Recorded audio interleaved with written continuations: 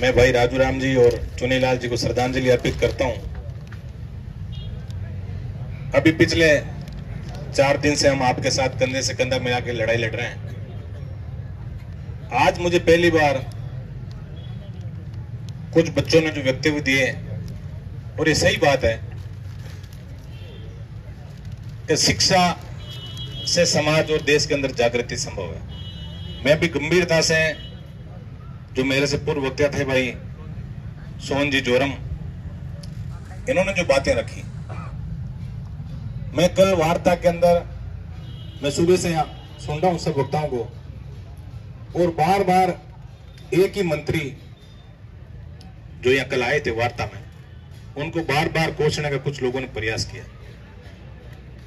हम इस रात की वार्ता के बाद जब 2-2:30 बजे घर गए, और चूंकि सुबह वापस आना था, हमारे सुप्रीमो हनुमान जी का आदेश था, लेकिन ईमानदारी से नींद नहीं आई रात को।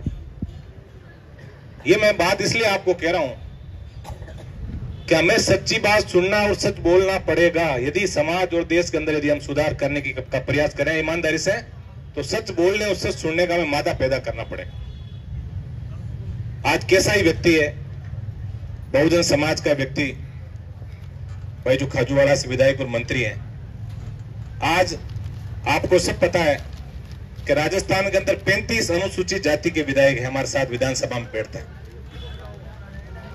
कितने लोग अनुसूचित जाति के विधायक आपके सामने आके और साथ आके बैठे, आप बता दो। चलो राजस्थान में बाहर से नहीं आ सकते। नागौर जिले की जाहिर विधानसभा आपके पड़ोस में रही, सुजानगढ़ विधानसभा आपके पड़ोस में रही, ऐसे में 10 विधानसभा बता सकता हूं जहां से अनुसूचित जाति, जो बाबा साहब ने आपको आरक्षण का अधिकार दिया, उस अधिकार के कारण वो विधानसभा में आप लोगों की बात को उठाने का, संविधान की बात सब लोगों ने की। हम भी बाबा साहब का बहुत बड़ा सम्मान करते हैं और करना भी चाहिए प्रत्येक भारतीय को, जिन्होंने अंग्रेजों की गुलामी के बाद पहली बार इस देश के अंदर सोचा कि दबला कुचला व्यक्ति यदि आगे नहीं बढ़ेगा, यदि समाज के अंतिम छोर में बैठा व्यक्ति यदि सत्ता के शिखर पे और सत्ता की भागीदारी जब तक नहीं पहुंचेगा, तब तक हम देश को सुधारने की कोई बातें कर सकते हैं। हमने कर्तव्य जो 51 आर्टिकल 51 है, उसके अंदर संविधान में हम देखते हैं अधिकतर हम नेताओं के साथ ही बैठते हैं, हर व्यक्ति अपने हक और अधिकार की बात ही देश के अंदर करता है। किसी ने आर्टिकल 51 जो हमारे कर्तव्य भी उस संविधान के अंदर है, हमें कितने लोगों को ज्ञान है कि उस कर्तव्य का भी समावेश उस संविधान के अंदर है। मैं देख रहा हूं और मुझे बड़ी पीड़ा रात से इस बात की हुई, क्योंकि मेरा इलाका यहाँ से, मेरा विधानसभा क्षेत्र 150-200 किलोमीटर दूर है।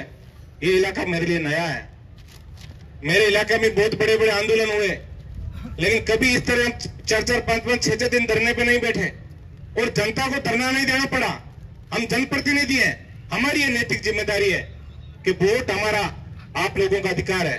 विचारधारा हमारी लोकतंत्र के अंदर अलग अलग हो सकती है, लेकिन जीतने के बाद सारी जनता जनार्दन के हम जनप्रतिनिधि, और हमारी परम कर्तव्य भी है कि चाहे किसी भी जाति और समाज के किसी भी व्यक्ति पर यदि अन्याय होता है, तो सबसे पहले वहां के जनप्रतिनिधि को आवाज उठानी चाहिए। हमने कभी खींवसर विधानसभा आपने देखा, और विशेषकर जो नौजवान साथी बैठे हैं, जो सोशल मीडिया के ऊपर हमेशा आप लोग बड़ी तल्लीनता से काम कर रहे हो, उस प्लेटफॉर्म पे आप अच्छे विचार भी कई बार मुझे देखने को मिला। आपने देखा खींवसर के अंदर ऐसे 6-6 दिन धरने प्रदर्शन चले हो, लेकिन मुझे रात से ही ऐसा महसूस हुआ, कड़वी बात है, मुझे पता है कई लोगों में कड़वी लगेगी।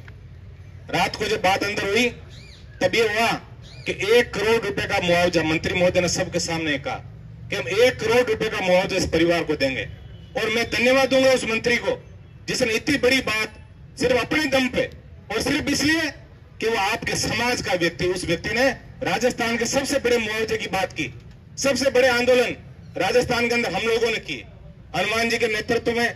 राजस्थान में जहां भी ऐसा अन्याय होता है, सबसे पहले राष्ट्रीय लोकतांत्रिक पार्टी की टीम वहां पहुंचती है। अभी मैं बैठा बैठा यहां देख रहा था, प्रतापगढ़ के अंदर एक आदिवासी युवती के साथ उसका नग्न वीडियो वायरल होता है। अभी ट्वीट किया हनुमान जी ने कि तीनों विधायकों को इस धरने के बाद प्रतापगढ़ पहुंचना है। आप समझते हमारे भी बच्चे हैं, हम भी चाहते हैं शाम को परिवार के साथ रहे, लेकिन आप देख रहे हो पिछले 4-5 दिन से आपके साथ है, कल प्रतापगढ़ जाना पड़ेगा, और भगवान ना करे और कहीं यदि अन्याय होगा तो वहां भी हम लोगों को जाना पड़ेगा। लेकिन हम लोगों को एक चीज सच स्वीकारना पड़ेगा, यदि समाज में हम सुधार करना चाहते हैं तो आज क्यों नहीं, क्या कारण रहा कि 35 विधायकों में सिर्फ एसी समुदाय के सिर्फ 2 विधायक जो राष्ट्रीय लोकतांत्रिक पार्टी चुन के आते हैं, वो आज 3-4 दिन से आपके बीच संघर्ष कर रहा है। 1-2 भारतीय जनता पार्टी के विधायक भाई हमारे रूपाराम जी यहाँ बैठे हैं। लेकिन रात को मुझे सबसे बुरी बात ये लगी, ये सही बात है कि आप जो लोग आए हैं, आप सब इस परिवार को न्याय दिलाना है, और इस माइक के पास में जो 25 फीट के दायरे में हम लोग जो बैठे हैं, हम लोग राजनीति करने आए हैं, हमें कोई मतलब नहीं है। ये बात मैंने आप जो युवा साथी खड़े हैं, आपसे मैं ये बात जरूर कहूंगा, क्योंकि रात से मेरे मन के अंदर एक ऐसा मन उद्वेलित हो गया मेरा कि आखिर हम करना क्या चाहते हैं। कुछ लोग भाई राजू जी और चुनीलाल जी की आत्मा की शांति की बात करें, परिवार को न्याय की बात करें, सीबीआई की जांच की मांग करें। मैं ये कह रहा हूं, अभी मैं कुछ कहूंगा अपने मुंह से, क्योंकि मैं हमेशा, आप लोगों ने देखा, हम वहां बैठते हैं जहां देश प्रदेश के कानून बनते हैं, और हम आंकड़ों के साथ व्यवस्था की बात पब्लिक से लेकर सत्ता में बैठे लोगों के कान तक पहुंचाते हैं कि क्या बात अच्छी है, क्या बात होनी चाहिए, क्या बात नहीं होनी चाहिए, और कौन कौन सी वो बातें जिससे समाज के अंदर हम सुधार कर सकते हैं। यदि मेरे हिसाब से रात को 1 करोड़ रुपए इस परिवार को मिलता, भाई बापू जी आप साथ थे अंदर, 1 करोड़ रुपए की उन्होंने बात रात को कही। अब जिस बात में भी चलो विवाद हुआ अलग बात है, मुझे पता है ऐसे किसी को मिसगाइड करके और हम ये सोच लें कि मैं वापस एमएलए बन जाऊंगा, मैं डीडवाना से विधायक बन जाऊंगा, मैं परबसर से विधायक बन जाऊंगा, मेरे हिसाब से ये बहुत बड़ा जघन्य अपराध हम लोग कर रहे हैं। इस बात को मैं, बच्चे जो बैठे ना, मैं आपको ये बात कह रहा हूं कि आपको आखिर किसी का हथियार नहीं बनना है, आपको स्वविवेक से काम करना है कि कौन व्यक्ति है जो हमारे लिए अच्छा काम कर रहा है। आज 1 करोड़ रुपए मिलता है। मैं कुछ 2 चीजें आपके सामने आज मैं लेकर आया हूं।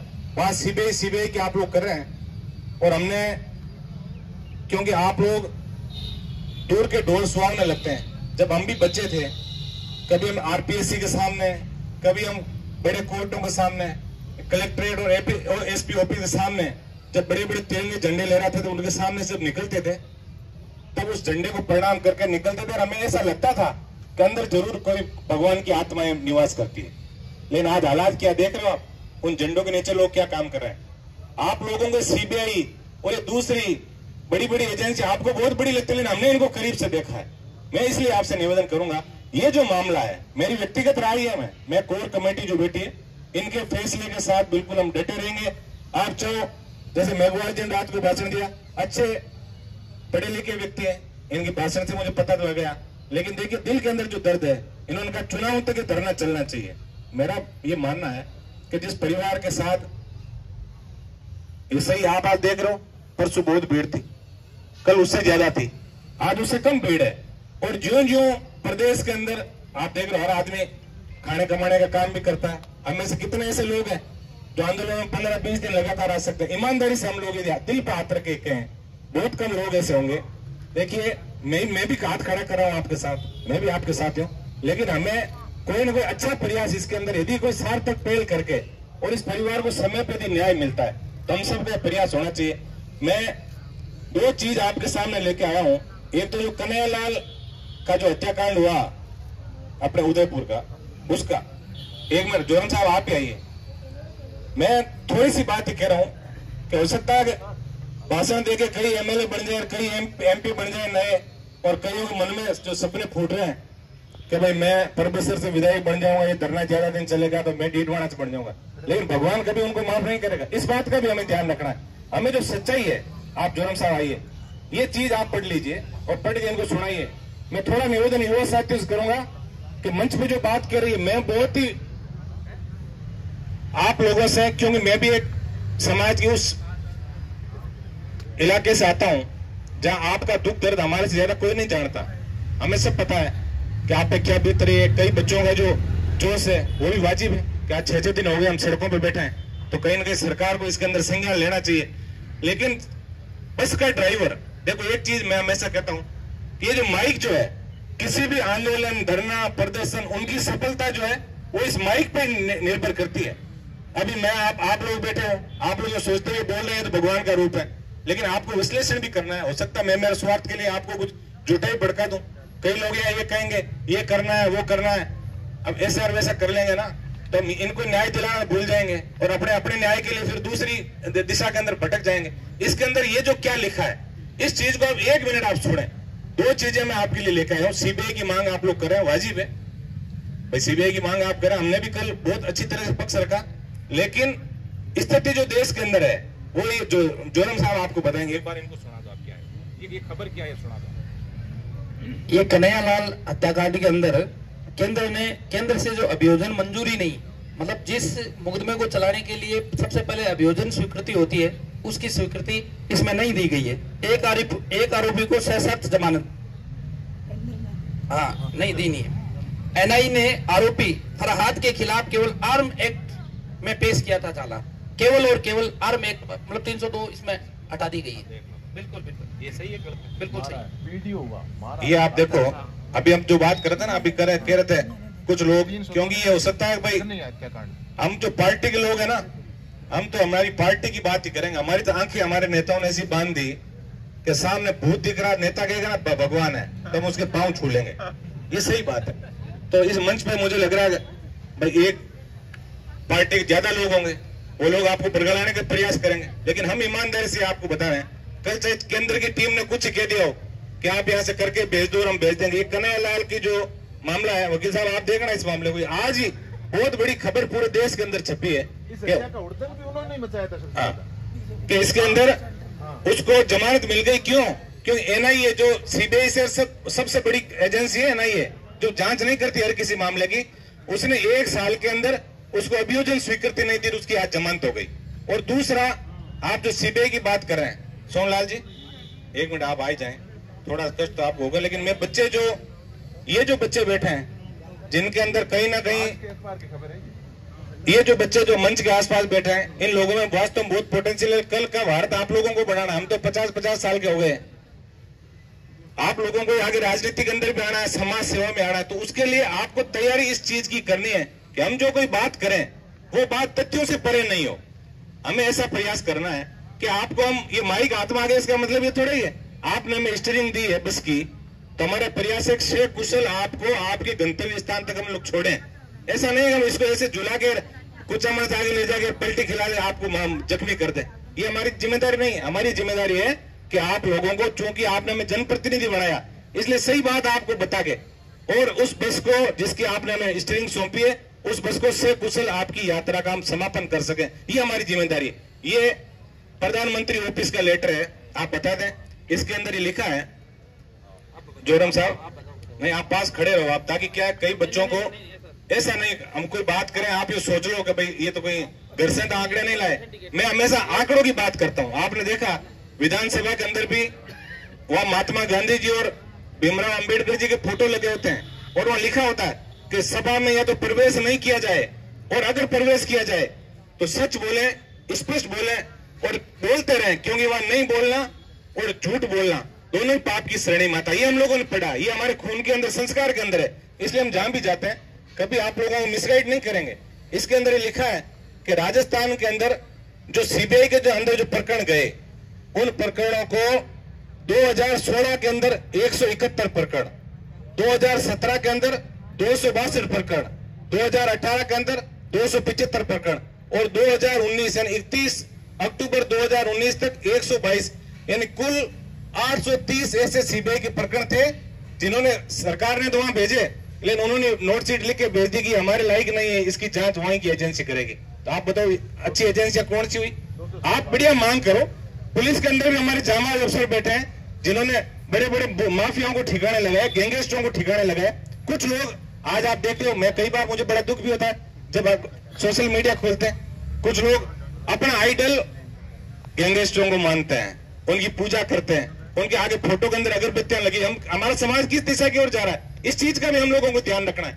हमारे यहाँ भी पुलिस, हमारी बहुत बड़े जांबाज अधिकारी हैं, अच्छा काम वो कर सकते हैं, या एसआईटी टीम का गठन हो जाए, हम सब लोग मिलके, हमारा ईमानदारी से एक ही प्रयास हो कि ये जो परिवार जो बैठा है, देखिए ये सही बात है कि ये धरना जब तक उठेगा तब तक हम सब में से 100% लोगों का इस परिवार की तरफ सहानुभूति होगी। जिस दिन ये धरना उठेगा उस दिन 50% लोग भूल जाएंगे राजू राम भाई और भाई चुनीलाल जी कौन थे, और 12 दिन होने के बाद इनके रिश्तेदारों के अलावा आप अभी कल कई भाई यहाँ भाषण दे रहे थे, इतने मर्डर हो गए हमारे इलाके में भी होते हैं। देखिए ये जब से मानवता बनी तब से लड़ाई झगड़े होते भी हैं, कई जगह गैंगस्टर भी पनप गए, सही बात है। इसके अंदर कहीं ना कहीं प्रशासन की खामियां रही, और उसके अंदर प्रशासन की खामियां नहीं रही, हम लोगों की भी खामियां रही कुछ। अभी बहुजन समाज पार्टी के जो नेता पुखराज जी और कल भाषण दे रहे थे, मेरा कल बारी नहीं आई। मैं कह रहा हूं आप लोग, सही बात है, काशीराम जी, मायावती जी सब हमारे लिए आदरणीय है, लेकिन सबसे बड़ी बात कौन है कि आप अधिकार प्रतिनिधि किसको चुनते हो? भाई आपका जोर तो जब तक आपका ईवीएम में वोट पड़ेगा तब तक ही आपका जोर चलेगा, उसके बाद फिर 5 साल उस व्यक्ति का जोर चलेगा जो आपका जनप्रतिनिधि है। बहुजन समाज पार्टी में भी आपने 2 बार देखा कि किस तरह बड़े लोगों ने टिकट लिए, जीते, और कांग्रेस के अंदर उनका विलय हो गया। तो आपके लिए आवाज कौन उठाएगा? इन चीजों को भी आपको सोचना है। हमारे अच्छे बच्चे जो समाज से आ रहे हैं, जो वास्तव में चाहते हैं कि समाज के अंदर क्रांतिकारी परिवर्तन होने चाहिए, उन समाज के बच्चों को आप आगे लो, तब तो निश्चित रूप से कोई ना कोई भला होगा। और ये मैं निवेदन आप सबसे कर रहा हूँ, शांतिपूर्वक आप लोग यहाँ बैठे हुए हैं। जो भी रात की बात थी, मेरे आपको बतानी बहुत जरूरी थी, क्योंकि रात को यदि हमारा सही दिशा के अंदर यदि हम चलते आधा पौन घंटा, तो कहीं ना कहीं इस परिवार को न्याय भी मिल सकता था। 1 करोड़ रुपया, देखो कई लोगों के लिए हो सकता है जो हम यहाँ बैठे हैं आसपास, हमारे लिए 1 करोड़ रुपया छोटा हो सकता है, लेकिन आज इस गरीब परिवार को 1 करोड़ रुपया रात को मिलता ना, तो मेरे हिसाब से राजस्थान का सबसे बड़ा पैकेज होता हो। लेकिन अब नहीं, चलो कोई बात नहीं, अब भगवान को जो मंजूर होगा, हम सब लोग मिलकर, इतना मैं आपको भरोसा दिला के जाना चाहूँ। अभी MP साहब का भी फोन आया था कि भाई जैसे भारतीय जनता पार्टी ने भी सहयोग की घोषणा की है, तो हम RLP पार्टी का जो परिवार हमारा, हम भी 10 लाख रुपए इस परिवार को जो आर्थिक सहायता उसकी हम घोषणा करते हैं, और कंधे से कंधा मिला के पूरी राष्ट्रीय लोकतांत्रिक पार्टी की जो टीम है वो आपके साथ यहाँ खड़ी मिलेगी। लेकिन मैं कोर कमेटी के लोगों से इतना हाथ जोड़ के मैं निवेदन करूंगा कि भगवान करे आप MP MLA सब बन जाओ, लेकिन इस परिवार को कम से कम आप राजनीति का शिकार मत बनाओ। ये तो इनको राजनीति का शिकार आप लोगों ने बनाया सिर्फ इसलिए कि मैं पर्पस और डीड होना से विधायक बनना है, तो भगवान आपको कभी माफ नहीं करेगा। इस चीज का भी आप ध्यान में रखें, और हमें ये प्रयास करना है कि सही दिशा के अंदर हमारी जांच आगे कैसे बढ़े। मैंने एक पुलिस के भाई को देखा रात को, मेरे वास्तव में मुझे नींद नहीं आई रात को। मैंने देखा एक जो पुलिस का बंधु था, वो कह रहा था 3 दिन से हमने न तो कपड़े चेंज किए, न हमारे लिए खाने की कोई व्यवस्था की है। ये हकीकत बात है। हम लोग पुलिस के प्रति भी कई बार गुस्सा हमारा चाहिए, लेकिन आपको पता है कोने कोने पे पुलिस खड़ी रहेगी नहीं, और पुलिस भी कुछ करती है तब हमारे जैसे लोग ही कई बार ये काम कर देते हैं। जैसे समाज में जो गैंगस्टर आज पनप रहा है, उसके लिए बहुत से लोग जिम्मेदार हैं, हम और आप भी उसके लिए जिम्मेदार हैं। गैंग कोई एक दिन में नहीं पनपती, उसके लिए बहुत सारे लोग जिम्मेदार है। उसकी बात हम और कहीं करेंगे, समाज सुधार की जो हमारी राजनीतिक रैली होगी उसके अंदर करेंगे। लेकिन मैं यहाँ तो इतना ही आपसे निवेदन करूंगा कि प्रशासनिक लोगों के, क्योंकि लास्ट का जो हमारा जो बिंदु है, जिसके अंदर हमें कहीं ना कहीं टेबल पे बैठ के एक दूसरे से वार्ता करेंगे तभी तो सोल्यूशन होगा। कहीं ना कहीं आप यहाँ बैठे रहो, प्रशासन वहां बैठे रहेगा। अब इसके बीच जब तक आपके पास कोई कम्युनिकेशन की अच्छी कड़ी नहीं होगी, तब तक मेरे हिसाब से तो अपना हल हो नहीं सकता। इसलिए मैं इतना निवेदन कोर कमेटी से करूंगा कि हमें राजनीतिक महत्वाकांक्षा और राजनीतिक अपेक्षाओं सबको छोड़ के हमें ईमानदारी से भगवान को याद करके हमें ये चीज सोचना, हमें भी स्वर्ग जाना है, तो हमें इतना ही ध्यान रखना इस परिवार को जल्दी से जल्दी न्याय कैसे मिले। ये मेरी आपसे हाथ जोड़ के अरदास है। आप लोगों ने मेरे विचार सुने, और मैं क्योंकि बहुत दूर से आया हूँ, सब लोग अधिकतर मेरे नए चेहरे हैं, क्योंकि उधर तो हमारा इलाका है, उसमें हम जानते हैं हमें सब लोग, और मैं हमेशा नैतिक बात भी करता हूँ। तो इसमें कोई मैंने कुछ आपको बुरा लगा हुआ सब कह दिया हो, उसके लिए भी मैं क्षमा प्रार्थी हूँ। लेकिन प्रयास हमारा एक ही रहे, और विशेषकर इस कोर कमेटी और ये जो भाषण वाली जो टोली है 25 फीट के अंदर, आप लोगों से मेरा हाथ जोड़ के निवेदन है, आप MLA MP यदि आपको बनना है तो उसके लिए अलग से रैलियों का आप आयोजन कर लें। या ऐसी कोई बात नहीं करें कि उस पार्टी ने ये कर दिया और उस पार्टी ने वो कर दिया। देखिए पार्टियों ने कुछ नहीं किया, पार्टी यदि करती थी गैंग ही नहीं पनपती। बीजेपी 5 साल पहले बीजेपी थी ना, यहाँ कौन सी पार्टी थी, अब कांग्रेस आ गई। ये तो चलता रहेगा। इसके लिए तो हमें एकजुट होके और सही दिशा के अंदर पब्लिक को हमें चलना पड़ेगा। हम अपने हक और अधिकार, बाबा साहब ने जो संविधान दिया है उसमें अपना हक और अधिकार समझ के और सही दिशा में आगे बढ़ेंगे, तो सरकारें भी ठीक से काम करेगी, और इन गैंगस्टरों को भी कहीं न कहीं दूर खड़ी हम छोड़ के आएंगे। ये मैं आपको भरोसा दिला के और अपनी वाणी को विराम देता हूँ। धन्यवाद। जय हिंद, जय भीम।